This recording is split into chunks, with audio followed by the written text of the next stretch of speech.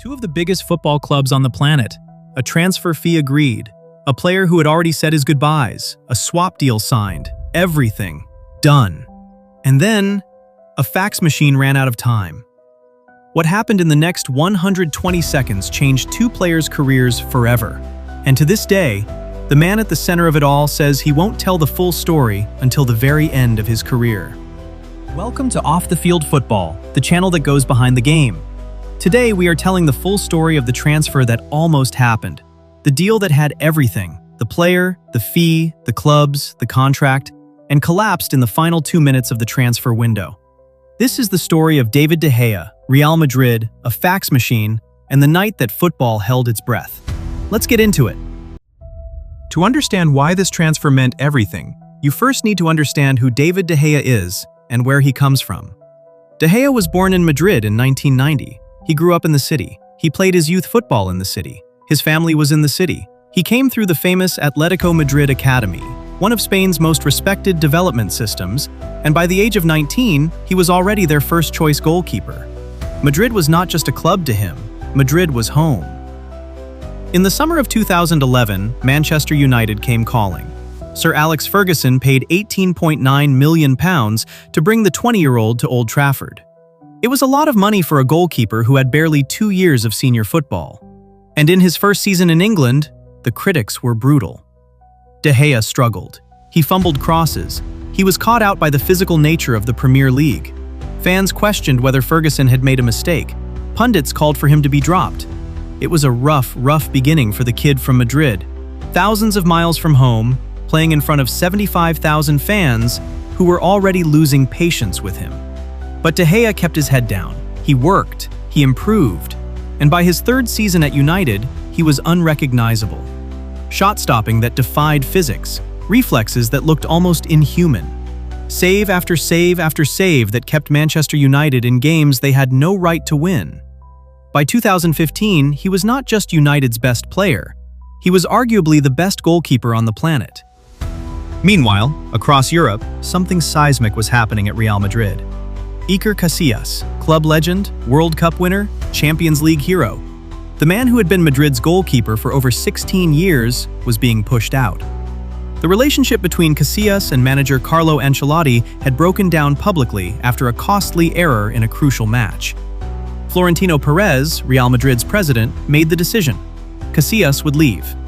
After 725 appearances and a career that had made him a living legend, Iker Casillas was sold to Porto. And now, Real Madrid had a problem. They needed a world-class goalkeeper, immediately.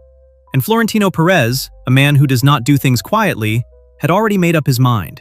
He wanted David de Gea, the best goalkeeper in the world, a Spaniard, a Madrid boy, a player who he knew, deep down, had always dreamed of wearing the white shirt. Here's the part of this story that matters, and that United fans found hardest to accept. By 2015, Manchester United were not the club they once were. Sir Alex Ferguson had retired in 2013. David Moyes had been sacked after one disastrous season. Louis van Gaal had come in, and while results were improving slightly, United were no longer competing for titles. They were fighting just to qualify for the Champions League. De Gea had given everything for this club. He had transformed from an uncertain kid into a world superstar while wearing that red shirt. But he was 24 years old. He was at the peak of his powers. And Real Madrid, the club of Ronaldo, Zidane, Raúl, the club that had just won the Champions League, were offering him the chance to go home, to play in front of his family, to play for the biggest club in the world. Even Louis van Gaal, his own manager, admitted publicly, and this is remarkable, that he understood De Gea might want to leave. The negotiations began, and from the moment they started, this was no ordinary transfer. Real Madrid's initial approach to Manchester United came with a bold proposal. They wanted De Gea, and they were offering Sergio Ramos in return. Yes, that Sergio Ramos. Manchester United turned it down. United then made clear that any deal for De Gea would require a cash payment and a goalkeeper coming the other way. They were not letting their best player leave without significant value back. Real Madrid's solution? Keylor Navas, the Costa Rican goalkeeper who had been at Madrid for just one season. United agreed. The structure was confirmed. De Gea would go to Madrid for a fee of £29 million, with Navas coming to Old Trafford as part of the deal. By the final week of August 2015, both clubs had shaken hands.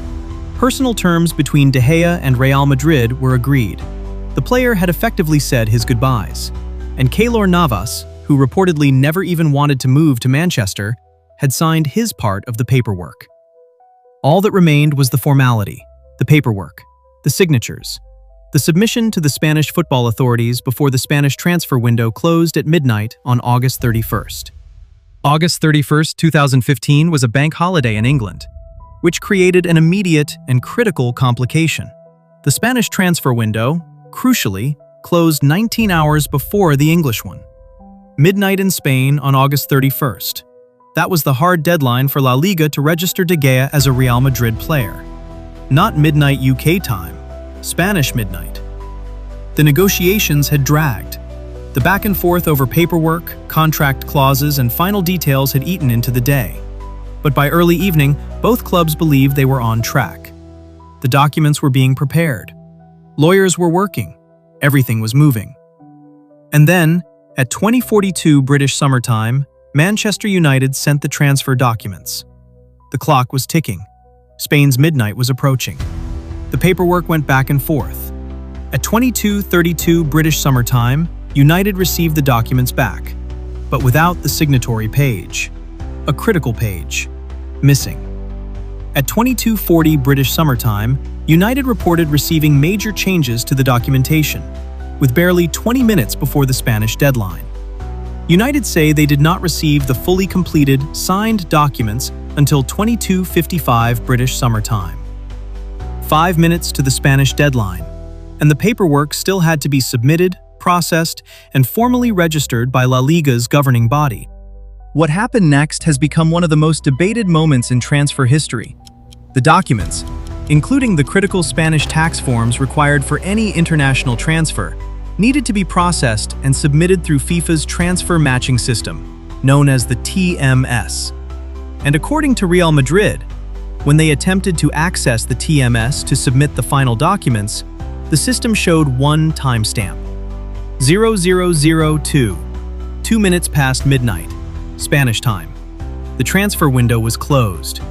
And here is where it gets truly extraordinary, because the question of how those 2 minutes were lost has never been fully explained. Reports at the time pointed to a fax machine. A fax machine. In 2015, the Spanish tax forms, a legal requirement for the transfer, were being processed and transmitted via fax. And something went wrong. Whether the machine jammed, whether it was too slow, whether the transmission failed, nobody has ever confirmed exactly what happened in those final minutes. Manchester United released a statement saying they had submitted all relevant documentation on time and had the evidence to prove it. Real Madrid released a counter-statement saying they received the complete documentation at 0002, 2 minutes after the TMS had closed, and that there was nothing they could do. Both clubs blamed the other. And in the middle of it all, David de Gea, the player who had been waiting to become a Real Madrid player, was still a Manchester United player. The fallout was immediate and ugly. Manchester United's official position was blunt. They did everything right. Their documents were ready, their signatures were in place. They pointed the finger firmly at Real Madrid for being disorganized in the final hours. Real Madrid fired back. Their position was equally clear. The documentation entered the transfer matching system at exactly 00 Spanish time, and the complete paperwork arrived at 12:02 a.m. They could not register a player in a closed window. They blamed Manchester United for the delays in finalizing documentation throughout the day. What we know for certain is this: both clubs had agreed the deal. Both players had agreed their terms. Keylor Navas had signed his end of the paperwork, for a move he reportedly did not even want. And the entire thing collapsed not because of money, not because of a failed medical, not because of a change of heart, but because of an administrative failure in the final 120 seconds of a transfer window. A fax machine and a 2-minute gap ended one of the biggest transfers in football history. Here is the part of this story that makes your jaw drop, because what happened to both players after that night is almost unbelievable. Keylor Navas, the man who had signed his contract to leave Real Madrid, and never even wanted to go to Manchester, stayed at the Bernabeu, and went on to win the Champions League. Not once, not twice, 3 consecutive times, in 2016, 2017, and 2018. The goalkeeper who was supposed to be swapped away in exchange for De Gea became a Champions League legend at the very club he was being sold from. And De Gea? He stayed at Manchester United, signed a new contract within 2 weeks of the transfer collapsing, continued to be their best player, made 545 appearances for the club across 12 years, won the Europa League, was named United's Player of the Year 5 times, a record.